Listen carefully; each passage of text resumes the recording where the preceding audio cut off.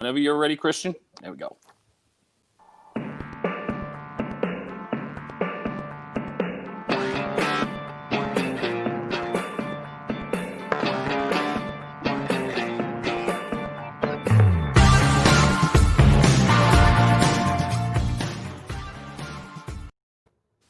Hey, what's going on? You're a part of the A Game. I'm Rob Akampora, bunkered in my place right here on the Jersey Shore.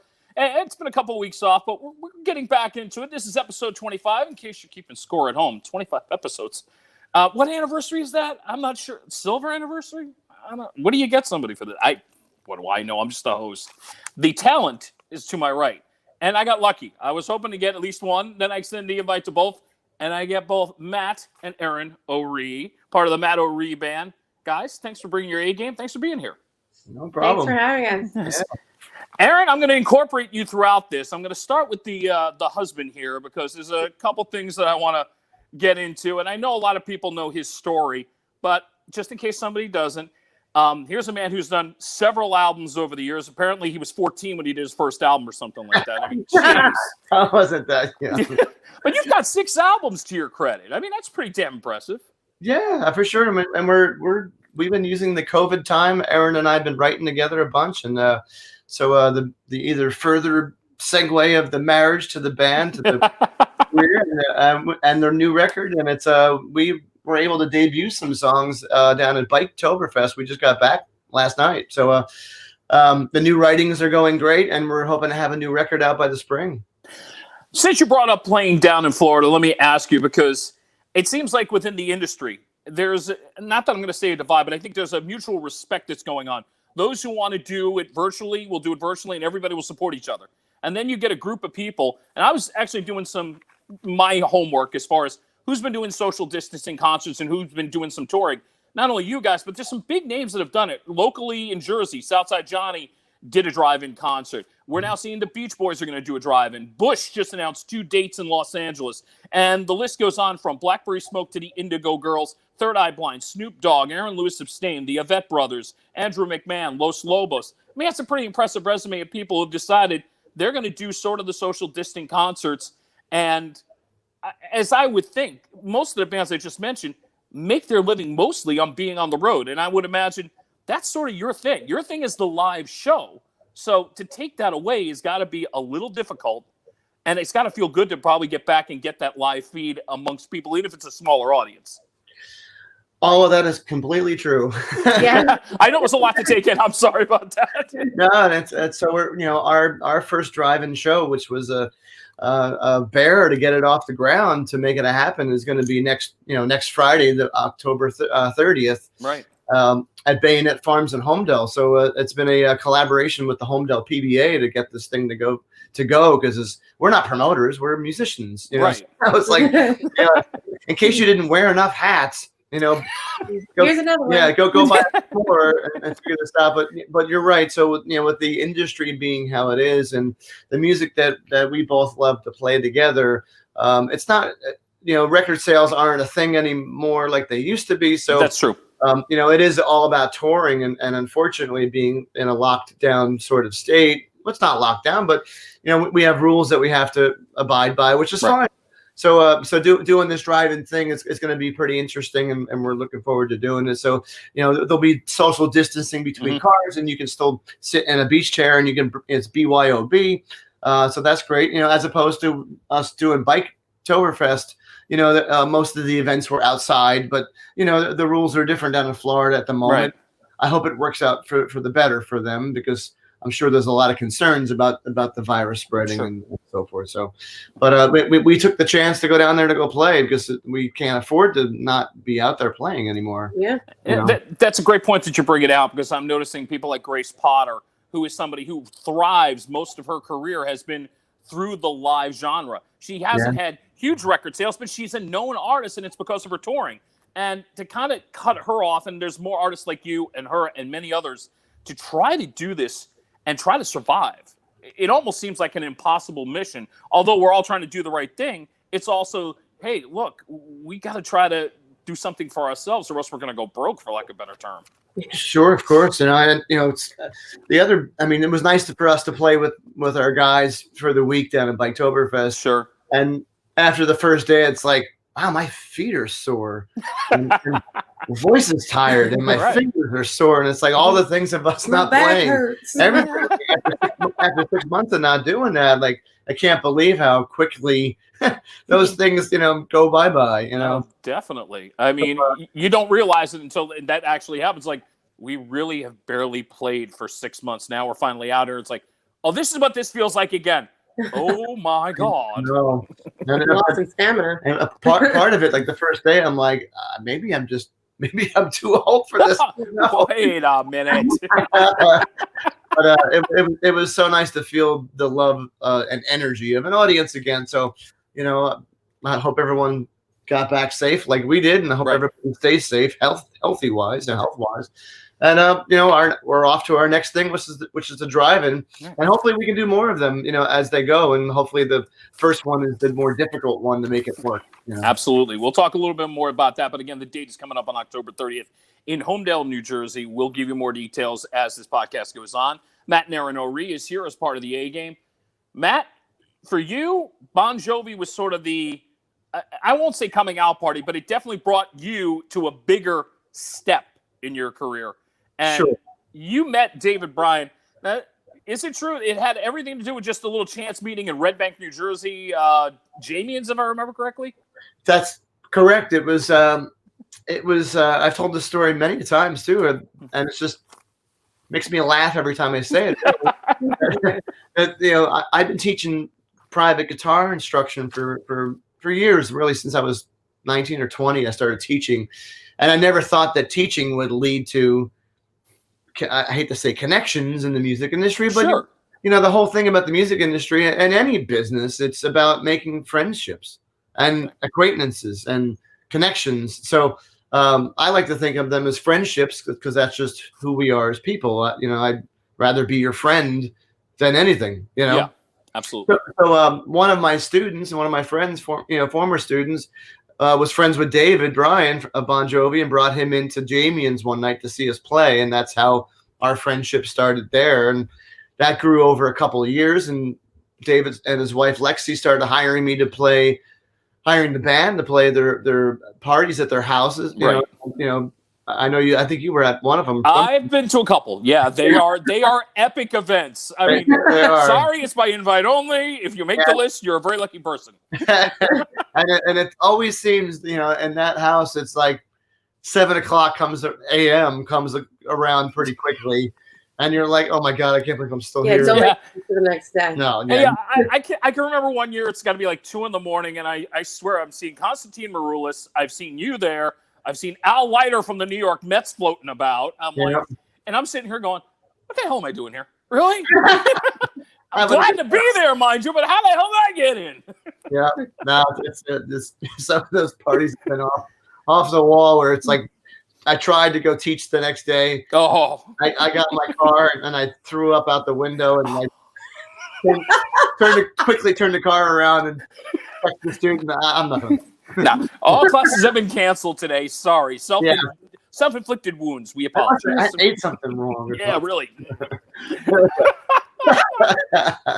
So anyway, that's that friendship grew. And then next thing I know, John, needed somebody for the tour, and so David threw my name in the hat, and I got the call for the audition. And next thing you know, I'm at John's house, auditioning for him at his house, which was so surreal, to say the least.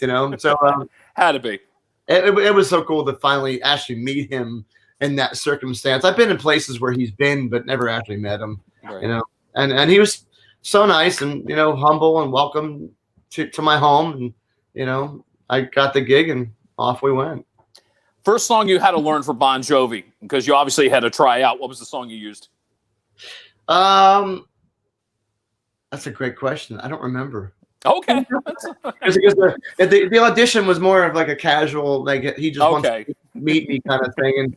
And I think we jammed together on a couple songs and just chatted about it. And John had looked at, a bunch of YouTube videos of me playing guitar. And, so I remember when I was coming up to the front door and I had an acoustic and I had an electric, I had an amp, I had some cables, I was like multitasking all this thing. And and John opens this huge door, and it's like, the doors open up, and it was just, the door is like 14 foot high, Yeah. Anyway, so John sees me carrying all this crap into his house, and he's like, you know what? Put all that junk back in your car. Just grab the acoustic. I already know you can play it better than everybody else. Come on. Nice. And that was what he had said, and I'm like, oh, that makes me feel better, because I was shitting kittens walking in. have an audition like that, Yeah. Oh yeah. That had to be like awe-inspiring, and I'm going to throw up in any minute now. Yeah, pretty much. But John made it so so comfortable instantly. He's just I gotta say, he's one of the best public speakers I think I've ever met. Wow. Where it's like doing my little gear-torial thing on our YouTube channel, which I demonstrate music equipment. Right. And how hard it is for me to do that. And it's like, my name is Matt. No, that's not right. How many outtakes of me just cursing and swearing? And John gets up in front of 80,000 people and can deliver a speech that touches everybody's heart. Like, it's just, and does it flawlessly, with not stumbling, and there's no ums or right. And it's he's amazing. He really is incredible. I have an advantage that I've interviewed you once before when I was working on radio at 107.1 The Boss, when I was doing the morning show there here in Jersey. Yeah. And it's a great story, but you're about to do your first gig. And if I remember correct, what is it? About 40,000 plus people. This is your first gig as Bon Jovi. There's your buddy David Bryan. And what's the best advice he can give to you? Don't fuck it up. Yes. Lovely. Their support. That was David. When we were at that venue the day before doing a rehearsal, because we had gotten into Jakarta a couple of days early, and I walk onto the stage, and it's like a football field, Yeah. and I just felt John's hand, or somebody, and I looked at John, and I'm looking at the empty, it was a stadium, and John's says to me, he's like, it's just like any other gig. And I'm like, no, it's not. No, it's not for you, man. No, wait a minute. For him, maybe, sure. I just played Jamie's 4 days ago for 150 people. Right. Now we're 55,000 people in an open air arena. Yeah. It's not like any other gig. No, it's not. But I have to say, John, how cool John was in his words of encouragement and saying, right.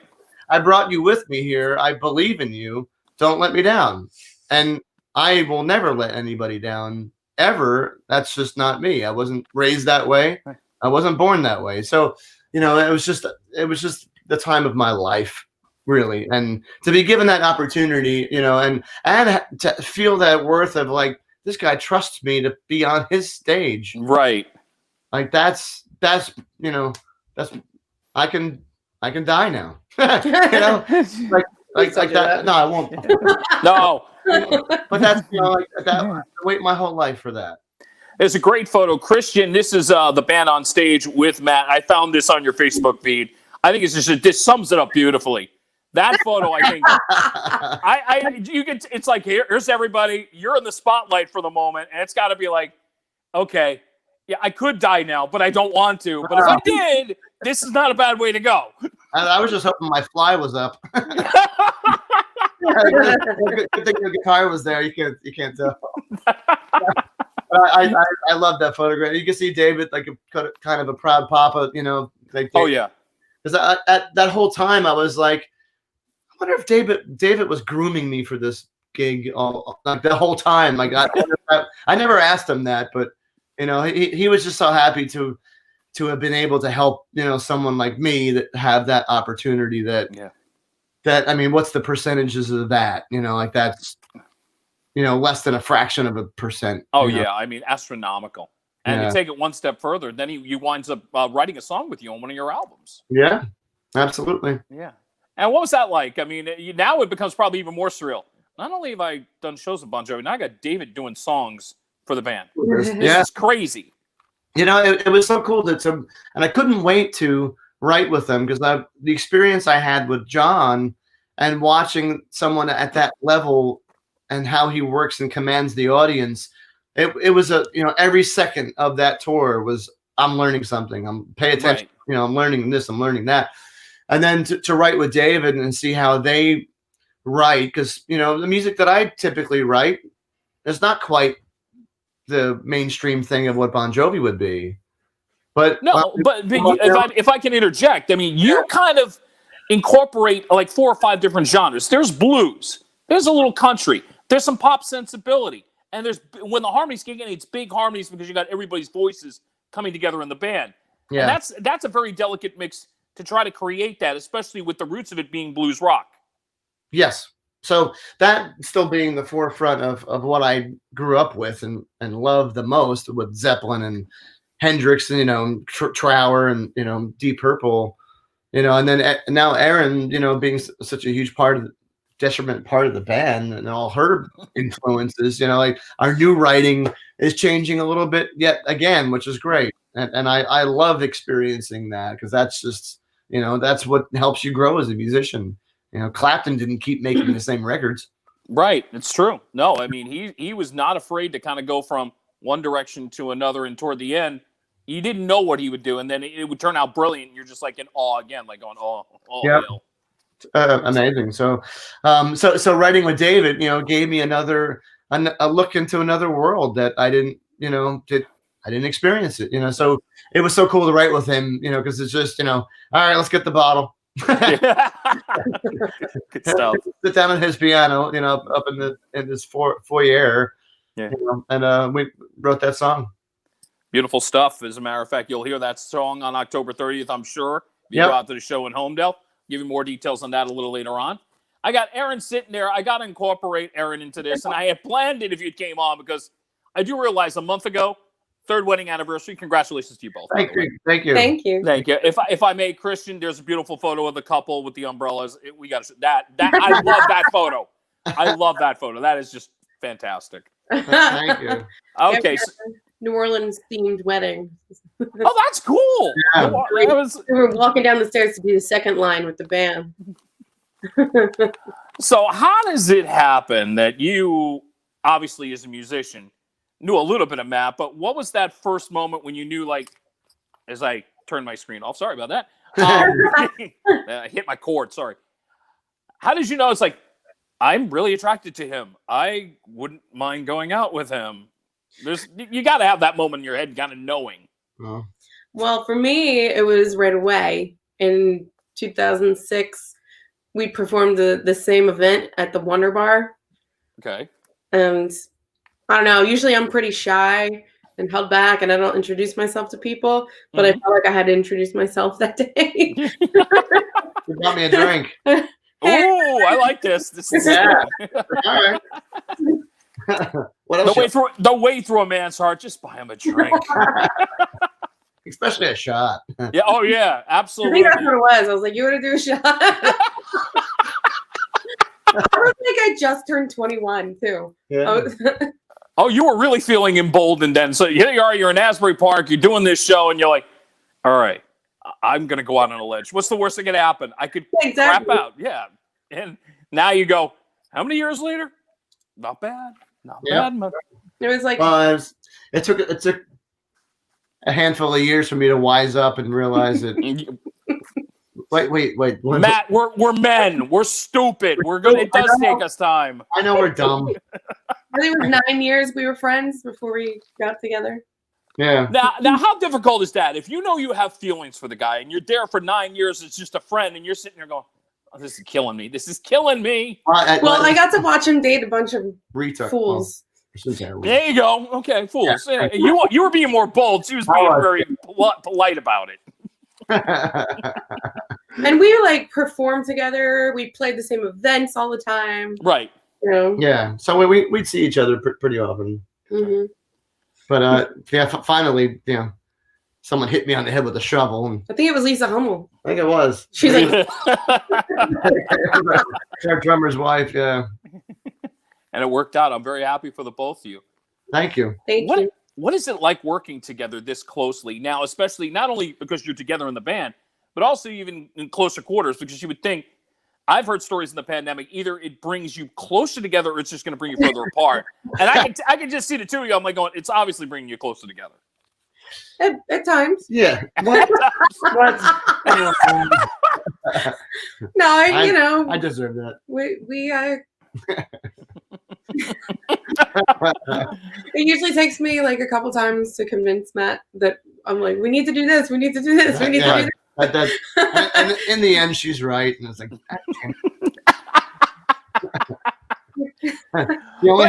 she only has the rest of her life to deal with me. Right. But no, we have a lot of fun, Right. We were doing those live stream concerts. Yeah. And we were just sitting here together on our couch, no audience. It was so weird. Yeah, that was kind of like we're just sitting around joking to ourselves. Yeah. It was I remember you were doing these things called from the sofa stage is what you called them. Yeah. So it was like time we were spending together that normally we wouldn't have spent together. Sure, like that. But I think we found a new gear in our marriage, really, and our great friendship together. Where it was just the two of us cracking jokes together, and we're, like it was something we never did before, and it felt so natural. So we, the COVID time has been, it kept us even tighter. But to answer the other part of your question too, it's since we work together, we play together, we're with each other all the time. It can be challenging. Sick of me. I'm not sick of it.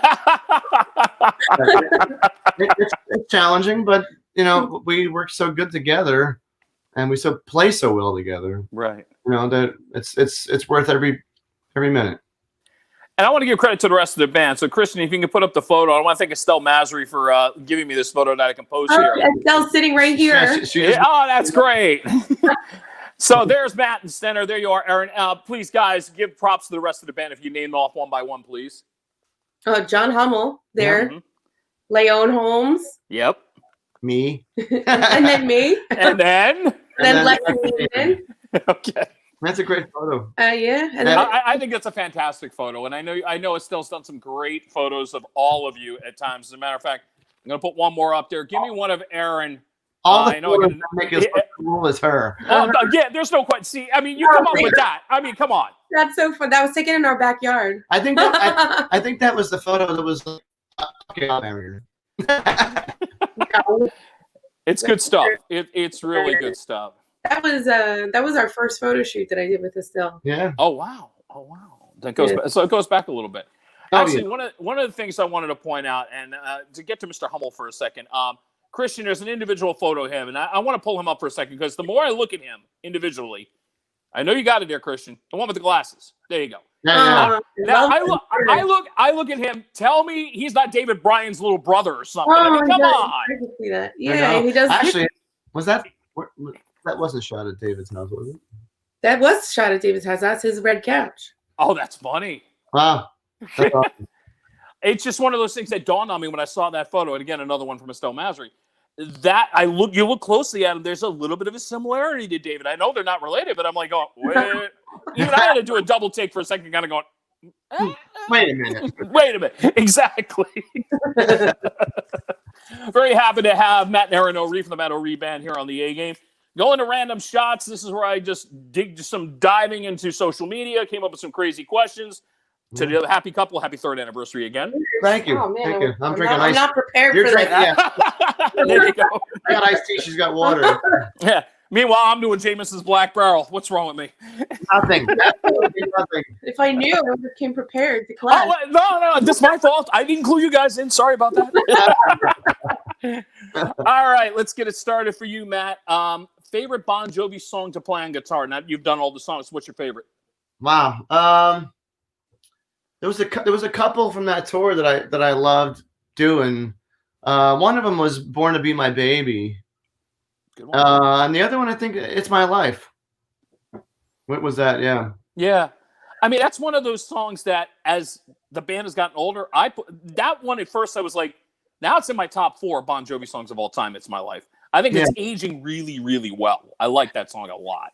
For sure. Yeah. And they were just it was just. I had a lot of fun moments during those 2 particular songs, I think, from what I remember, on tour that just made those 2 really stand in my head. The other one, stick in my head. The other one was Still Wanted.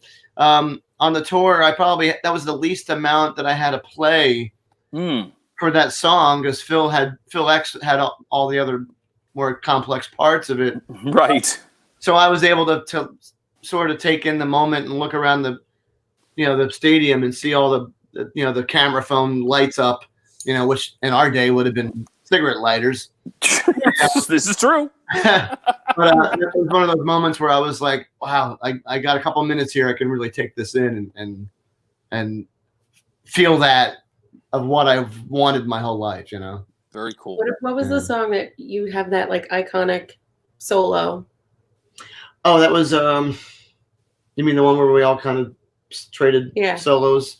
There was somebody put together a fun little video of all of us, the different guitar players that have played that song with John and threw it up on YouTube. Sort of a comparison, but it's not a comparison. It's just saying, hey, these are the different versions of these solos. I forget the name of the song. Keep the faith. Yeah, I'm sorry. Keep the faith. Okay, gotcha. And that was probably that picture that you put up of John with the microphone stand. I think that was from that moment too. I believe it. Yeah. All right, one for both of you. Okay, you two can agree on pretty much everything except what?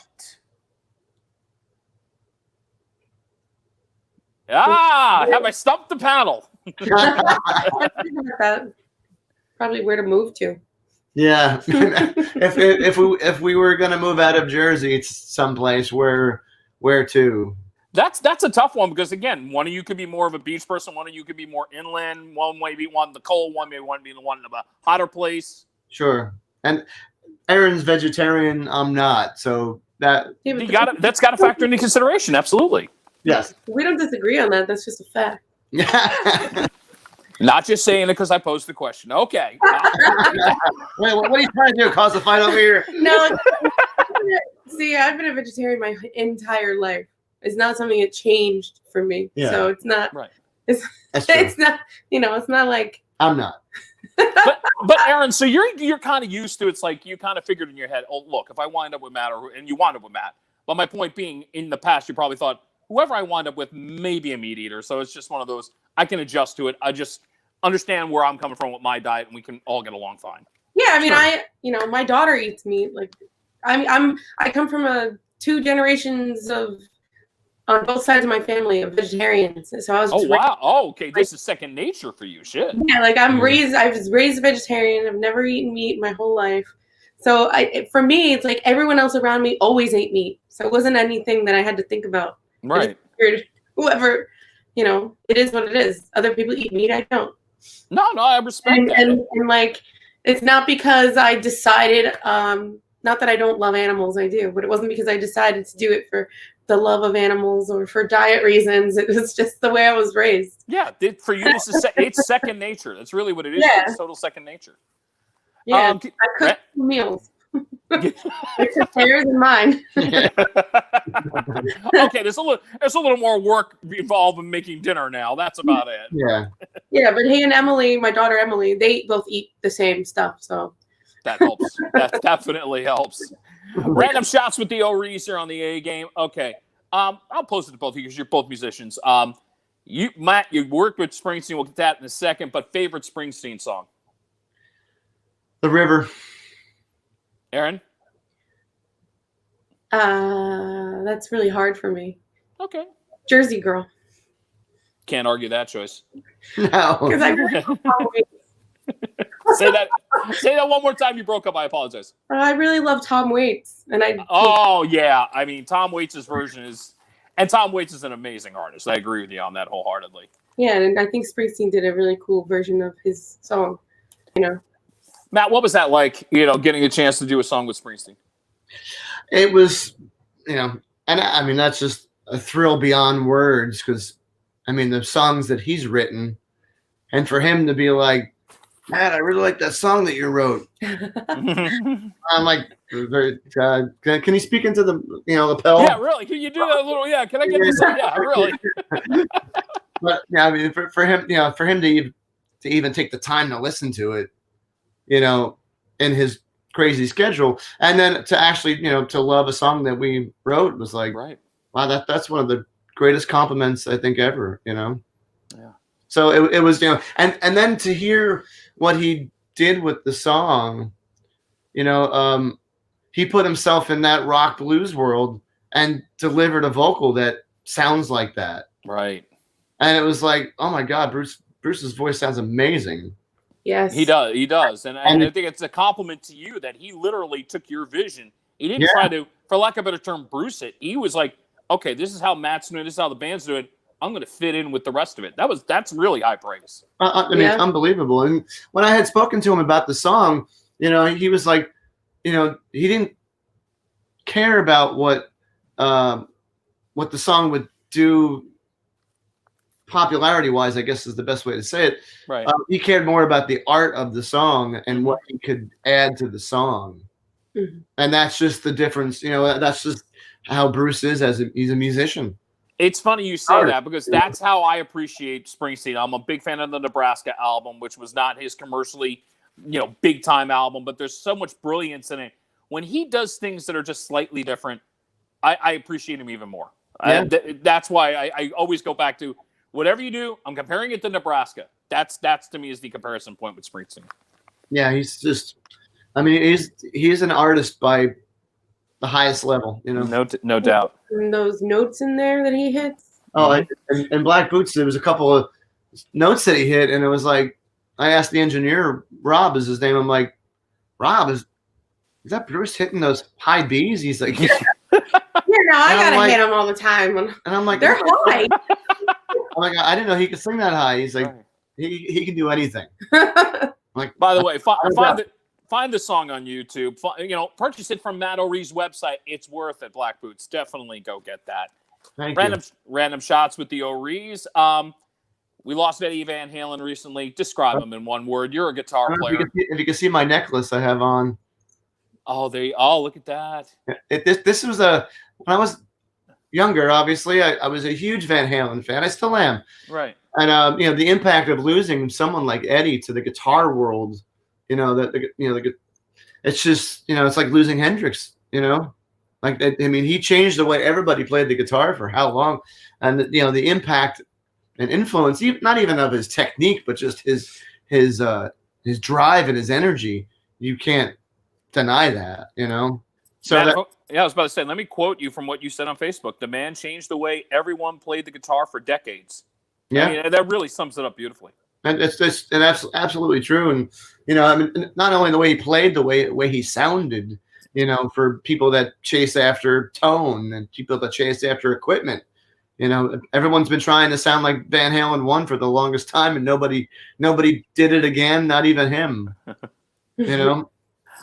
I'm going here with both of you. I know I'm an appreciative of both versions, but when it came to Van Halen, was it the Van Halen or the Van Hagar?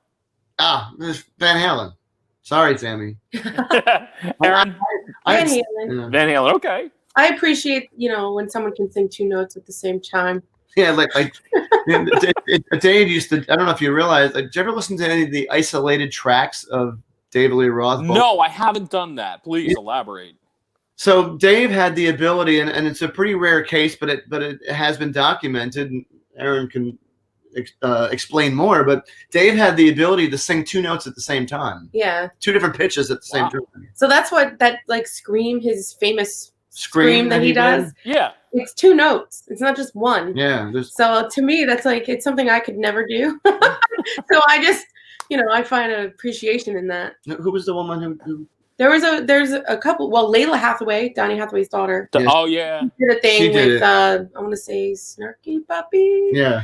And she does a thing where she goes into singing two notes at the same time, and it's like a live filming, and you see the band freak out. Because it's it's bizarre to hear it. So if you listen to the isolated track of Dave, you'll hear it. Yeah, and then there's another woman who does it. She's on YouTube. I forget what her name is, but she does it where she'll hold one note and then move the note that's on top. Like she has control over it. Oh wow! Thing I've ever seen. It's wild, and and we know. I love Sammy Hagar. Don't get me wrong, and I love those records that he did with Ed and the guys, but. If it wasn't for Dave, there wouldn't have been Van Halen. It was part of the package. And if it wasn't for Michael Anthony, it wouldn't have been the same either. So exactly. It was all the pieces of the puzzle the right puzzle that came together. You guys actually have just made me rethink a lot of things, because I think the argument always has been for me is that Sammy Hagar is truly the better singer, but Sure. you don't Right. realize it until you do something like that. Like you said, separating it and just getting down to David doing it by himself. Never would have known that. I never would have known that. That's an incredible. So in a weird way, he doesn't get enough credit for his vocals, because I think everybody always looked at him as the showman and Hagar as the musician singer. Sure. Right, and I would agree with that. But yeah, Dave was highly intelligent, and he highly schooled, and he studied music to the nth degree. He knew that that's what he wanted to do for a living. Right. He's not. It's not just about his antics. There's some recent video that was released on YouTube, and it's Van Halen, the first show of the second tour. So this is January '79, Mm-hmm. and they opened the show with "Light Up the Skies." And Dave's voice is on fire. Wow. So it was just obviously the decline of his voice and his ability became the drinking and the drugs, as we know. Right. And that takes anybody. It took everybody down. Yeah, it's true. Unfortunately. So it wasn't that Dave couldn't sing. That's not true at all. I like to again shed some light on this in a really nice way. Thank you for that. I appreciate it. I'm going to go off the board a little bit and get a photo up here that exposes Matt to another thing, because I remember something vaguely. I think we were both at Raceway Park in Englishtown, New Jersey together at one point. You're an NHRA fan, are you not? Yeah, there's a Force. Yes. Force. Mr. John Force, absolutely. Mr. John Force, I know. My that's a great photo. Oh, that's Estelle too. Yeah. And she just always makes us look good. Yeah. By the way, if you want to steal Masri's photos, we will put up the website a little later on, because I'm basically plugging her as well as you guys today. Please do. You're sitting here smiling. So yes, and Eryn's whole family are racers, and I got into the drag racing a little bit late in the game, I guess it's to say, because Raceway Park is now not doing NHRA anymore. So I got into it about six or 7 years ago, and my friend had taken me. He's like, "Have you ever seen the Top Fuel Dragsters race?" And I no. And the first race that went off that was Top Fuel Dragster, I think we were getting a beer and a hot dog, and the earth moved from the back of the car. And I'm like, "What the heck is that?" And he's like, "Oh, I forgot you never saw this before. Come on." And you see that car got on the track, and you hear that, and you smell the nitro fuel, and the whole experience of being there. It was mind blowing, absolutely mind blowing. And then like on the way home, you see like somebody tooling around in their Honda Civic that's got ridiculous wheels and a big wing on the back, and I'm like, come on. If you know what I just saw, right?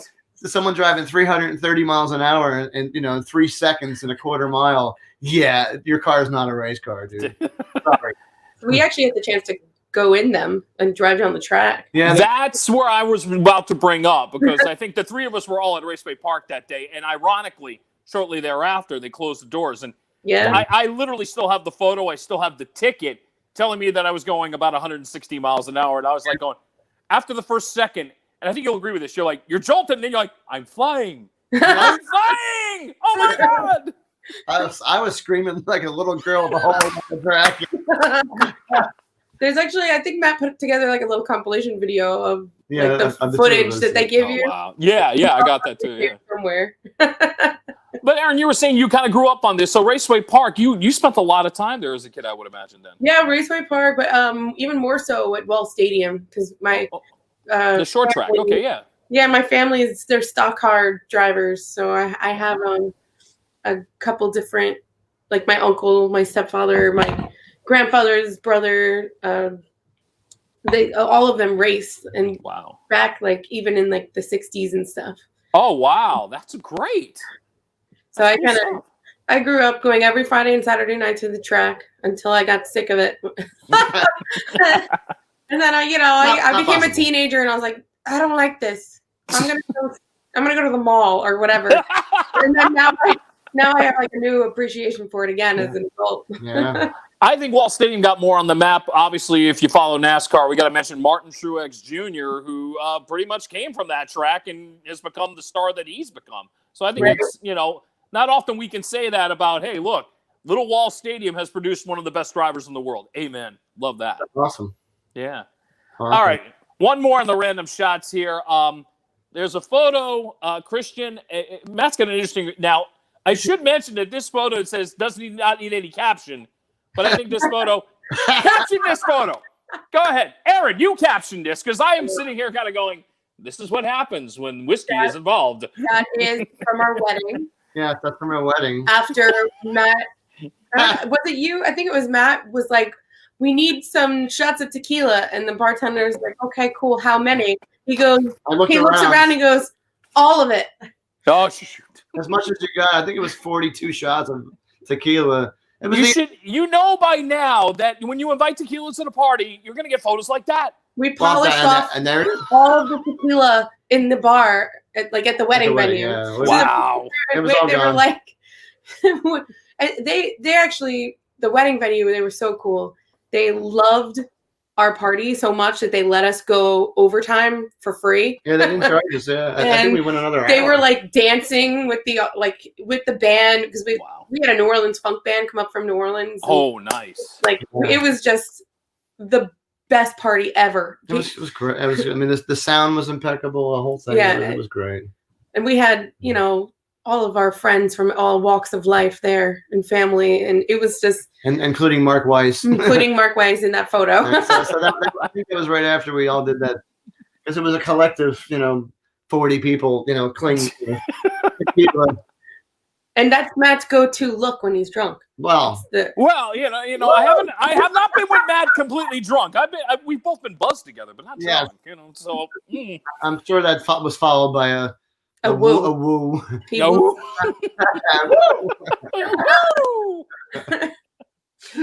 All right, let me mention the date again, October 30th. This will be the Fall Fest drive-up concerts happening in Homedale, New Jersey. David Bryan of Bon Jovi will be a part of this. Social distancing will be involved. It's a BYO event, you also said, correct? Yes. Correct, yes. All right, if people want to get tickets, where can they go? From our website, mattoreeband.com. They can also get it from the Homedale PBA. I think that's .org, I believe. Yeah, I believe it is too. And then if you're in town or strolling through Homedale, you can stop at the police station. They do have tickets there as well, too. Very cool stuff. Yeah. And unfortunately, as I'm looking at your itinerary, the next show after that may not be till April, but I'm hoping that, I know that. Yeah, we're working on some stuff. Yeah, we're hoping for a November, December show. And then with our new record that we're working on, we're spring. When are you thinking? Early 21? Yes. Okay. Yeah. Hopefully March. Yeah. Yeah. But it's hard to set goals, especially right now, because sure, you're absolutely right. And even stuff. Every time we set a goal for a record, it's tough to meet it. It really is, Well. But not Yeah. Yeah. Oh, I'm going to make this plan, though. The next time we meet up, I'll bring the cameras to you. We'll do this non-virtually. Hopefully by that point, when you release the album, we can all get together. We'll have a shot together and be like, hey, congratulations. And we'll look forward to that. And we can get a few woos in there. Yeah, there'll be a few woos involved in that, too. All right, as I get ready to wrap up here, a couple things I do want to plug for myself, if you don't mind. Halloween show at Love and Reverse is happening on Saturday the 31st. Be watching out for that. November 7th, the head of Ross Brewing Company, John Ross, and I will talk about the new Fall Harvest cider that is coming up. There's also a couple things in plan. As a matter of fact, Poke Masri over there, she's going to have to come on at some point in the next month so we can talk about all of her outstanding photography with all the celebrities. She's nodding yes? She's nodding yes, right? Yeah, she's nodding yes. Yeah, good. So pencil in rock photographer Estelle Masri coming up in November as well. With that in mind, both of you, congratulations on what has been happening so far, 3 years of marriage, the band, everything. More success coming your way, I hope, Matt and Eryn. Thank you so much for this. Thank you, my friend Rob. Thank you so much. Thank you. As we wrap up, I'm going to throw in a video that they shot a few years ago, kind of a promotional thing, but I think it really gives you in about 3.5 minutes what the Matt O'Ree Band is all about. I think it's a perfect way to wrap up this edition of the A Game. For the O'Rees, I'm Rob Acampora. Roll the video and see you in about a week. Take care.